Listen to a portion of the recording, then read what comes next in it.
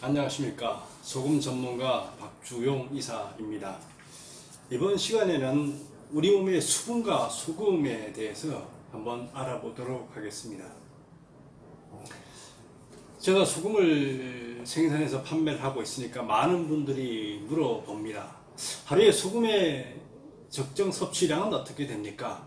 물은 얼마나 먹어야 됩니까? 이런 질문들을 상당히 많이 합니다. 사실 이런 질문은 답을 하기가 참 곤란합니다. 사람마다 습관이나 그 생활 패턴들이 완전히 다르기 때문에 그렇습니다. 음식을 먹으면서 국을 많이 드시는 분도 있고 국을 아예 안 먹는 분들도 있고, 그 다음에 다른 차나 음료를 더 드시는 분들도 있고 그렇지 않은 분들도 있고 아주 다양하기 때문에 그렇습니다. 그렇기 때문에 일률적으로 물을 얼만큼 먹어라 이렇게 단정하기가 참 어렵습니다. 통계적으로 이렇게 보면은 하루에 사람이 신규로 섭취를 해야 되는 물의 양은 3리터 정도로 보고 있습니다. 다시 말하면 3리터 정도가 몸 밖으로 빠져나간다라고 보시면 되겠죠. 그렇기 때문에 3리터를 보충을 해야 되고 3리터가 빠져나가고 이런 시스템이 우리 몸에서 돌고 있습니다. 우리 몸에서 하루 돌아가는 물의 양은 약 180리터 정도로 이렇게 알려지고 있습니다. 어느 혈관에 어느 한 부분을 딱 맞고 들어가고 나가는 양을 총 계산을 해보면 하루 동안에 그렇다는 거죠. 3리터가 들어가서 180리터가 된다는 게 계속 순환을 한다는 얘기가 됩니다. 그러면서 콩팥에서 계속 걸러지면서 이렇게 가게 되는 거죠. 그래서 하루에 3리터 정도를 먹고 3리터 정도를 배출하고, 그리고 그 물이 계속 우리 몸 안에서 순환을 하는 게 우리 몸이 살아가는 시스템이라고 할 수가 있습니다. 어린 나이가 태어나면 몸의 전체 물질 중에서 물에 차지하는 양이 약 80%를 보고, 성인이 되면은 70%, 노인이 되면 한 65%에서 60% 정도가 수분 함량을 차지하고 있는 걸로 알 수가 있습니다. 어린 나이일 때는 생명력이 아주 왕성하기 때문에 많은 수분을 필요로 하고, 나이가 들어가면서 몸에 수분이 빠져나가서 수분의 함량이 줄어드는 걸 이렇게 볼 수가 있습니다. 나이 드신 분들의 얼굴이 좀 쭈글쭈글해지고 주름해지고 이런 부분이 다 수분이 빠져나가서 벌어지는 현상으로 이렇게 보여집니다. 그렇기 때문에 우리는 매일 3리터 정도의 물을 계속적으로 공급을 해줘야 됩니다. 그렇지 않으면 우리 몸에는 수분 부족으로 인한 여러 가지 질병들이 시달리게 됩니다. 하지만 우리 주변에 보면 하루에 3리터 정도 물을 먹는 사람은 그리 많지가 않습니다. 그렇게 3리터 정도를 먹어줘야 함에도 불구하고 그렇지 못한 경우에는 우리 몸에서 여러 가지 부작용들이 생기게 됩니다. 그리고 나가야 배출해야 될 물을 재사용하게 되는 이런 현상들이 생기게 됩니다. 우리가 많이 앓고 있는 뇌졸중, 신경쇠약, 골다공증, 만성피로 우울증 이런 여러 가지 질병들이 다 이 수분 부족하고 연관성이 있다는 것이 속속 밝혀지고 있습니다. 많은 여성분들이 고민하고 있는 변비 같은 경우도 대표적인 예가 되겠죠. 수분 부족과 아주 직접적인 연관성이 있습니다. 물을 적게 섭취를 한다는 거죠. 수분은 대장에서 우리가 주로 흡수를 합니다. 대장에서 흡수를 하는데 물이 적당한 양이 있어야 되지, 몸에 있으면 적당한 양을 흡수를 하고 적당한 양을 놔둬서 이게 변을 무르게 해서 나갈 수 있게 됩니다. 그렇지만은 수분이 부족하게 되면은 몸에서 사용해야 될 물이 부족하게 되면 다 빼가 버리게 되죠. 그러면은 변도 딱딱하게 되고 대장의 근육도 벽도 딱딱해지고 그 속에 살아가야 되는 세균들도 살기가 어렵게 되고 여러 가지 문제가 생기면서 변비에 걸리고 가스가 생기고 몸이 안 좋아지게 되는 현상들이 생기게 됩니다. 우리 몸 구석구석에서 수분이 부족하면 여러 가지 문제가 생깁니다. 우리 몸에서 수분이 3리터가 배출이 된다는 얘기는 그냥 수분만 3리터가 빠져나가는 것이 아니고 우리 몸에서 각종 사용하고 화학적인 반응을 하고 에너지를 만들고 여러 가지 일을 했던 것들의 찌꺼기, 노폐물들, 독소들이 함께 배출이 된다는 걸 뜻합니다. 그렇기 때문에 3리터가 적절하게 배출되는 것이 우리 몸에서 대단히 중요합니다. 3리터가 어떻게 배출되냐는 이제 통계적으로 보면은 약 1.5리터 정도는 소변으로 나가죠.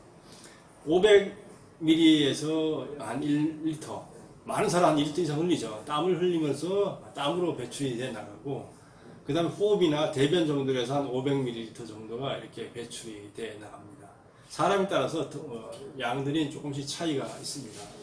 뭐 수분 함량이 높게 되면 소변을 더 많이 보기도 하고, 그 다음에 땀을 많이 흘리게 되는 경우 땀으로 많이 나가기도 하고, 생명 활동이旺盛한 아이들 같은 경우는 호흡으로도 많이 나가고 눈물로도 나가긴 하고 이렇게 대변으로 나가는 경우들도 많이 있습니다.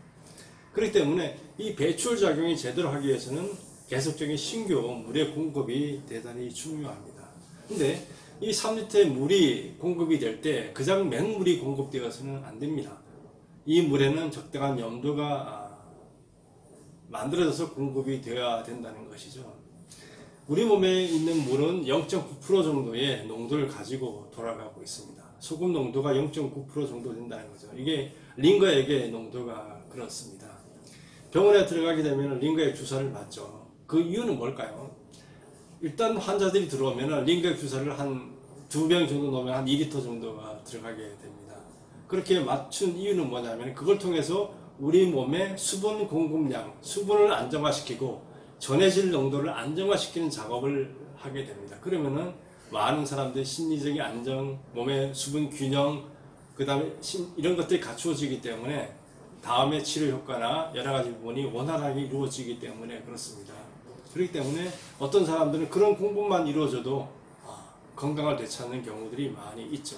그래서 아픈 분들이, 건강이 악화된 분들이 링거액을 한 방울씩 맞고 이런 경우도 있죠. 물론 거기에는 단백질이라는 것이 더 들어가긴 하지만 기본적으로 그 물이, 링거액의 주성분은 소금물입니다. 그걸 몸에 공급을 하게 되면은 몸에 전해질 균형과 수분 균형이 달성돼서 건강을 회복할 수 있는 단초가 마련되기 때문에 그렇게 하는 겁니다. 그래서 3리터의 물이 0.9%의 농도를 가지게 되면 그러면은 소금량은 한 27g이 돼야 되겠죠. 물론 이게 이제 나트륨의 그 비율이 얼마 정도 들어있느냐에 따라서 좀 달라지게 됩니다. 저는 소금물을 먹을 때 한 0.5% 정도의 농도를 이렇게 갖도록 해서 먹습니다. 0.6% 될 때도 있고요. 그러면은 3리터를 먹게 되면은 그 농도 하면은 소금량은 한 15g 정도가 되겠죠. 저는 국을 상당히 좋아합니다. 그래서 밥 먹을 때 국을 먹고 물도 먹게 되고 여외로 이렇게 물을 타서 이렇게 먹기도 합니다.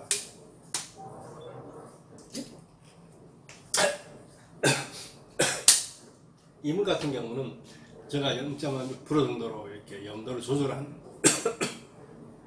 물이 되겠습니다. 어쨌든 간에 하루에 먹어야 될 소금의 양은 우리가 정해져 있습니다. WTO에서는 한국사 얘기하는 10g을 얘기를 하는데 한국 사람들은 한 15g 정도를 평균적으로 이렇게 먹고 있다고 합니다. 거기에 따라서 플러스 마이너스 한 20g 먹는 분들도 있고 10g 먹는 분들도 있고 아주 다양하게 있게 되겠죠. 소금이나 물은 많이 먹는다고 해서 문제 생기지는 않습니다. 물론 아주 많이 먹게 되면 문제 생기겠지만 이것들은 기본적으로 배출되는 시스템의 물질입니다. 몸에 들어가서 중금속처럼 쌓이는 물질이 아니고 배출되는 물질이라는 거죠. 물을 먹는다고 해서 물이 몸에 쌓이지 않지 않습니까? 물은 배출이 됩니다. 소금 또한 배출이 되는 물질이기 때문에 그렇게 좀 많이 먹는다고 해서 문제가 생기지는 않습니다. 단지 나트륨은 배출이 될 때 다른 미네랄, 칼륨이나 이런 것에 도움을 좀 받아야 되기 때문에 다른 미네랄이 골고루 들어있는 소금을 먹고 다른 미네랄이 좀 골고루 들어있는 음식을 먹는다 그러면 배출에는 전혀 문제될 것이 없습니다. 그렇다고 일부러 지나치게 많이 먹을 필요는 없겠지만은 자기 몸에 맞추어서 이렇게 소금을 섭취를 하시면 되겠습니다. 하루에 먹어야 될 물의 양은 약 3리터 정도.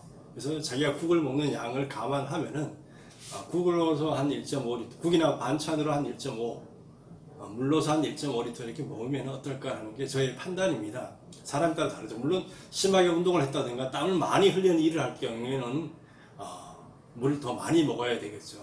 땀으로 나오는 양은 의외로 생각보다 참 많이 나옵니다. 사람에 따라서는 하루에 1리터, 2리터 흘리는 사람들도 존재를 하니까요. 그러니까 자기가 얼마큼 물을 소모했는가를 좀 따져서 물을 섭취하는 양을 결정해서 가시면은 건강한 생활을 유지해 나갈 수가 있습니다. 정해진 답은 없습니다.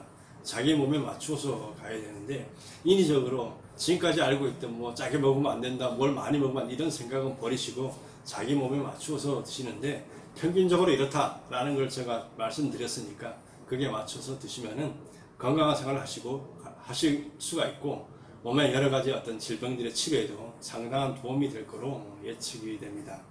수분과 소금, 이건 뗄래야 뗄 수가 없습니다. 같이 섞어서 먹어야 되고 우리 몸에서 소금물로서 활동을 합니다. 그렇기 때문에 분리해서 생각하지 말고 소금과 물을 연결해서 생각하면 보다 더 건강한 생활을 영위할 수가 있습니다. 감사합니다.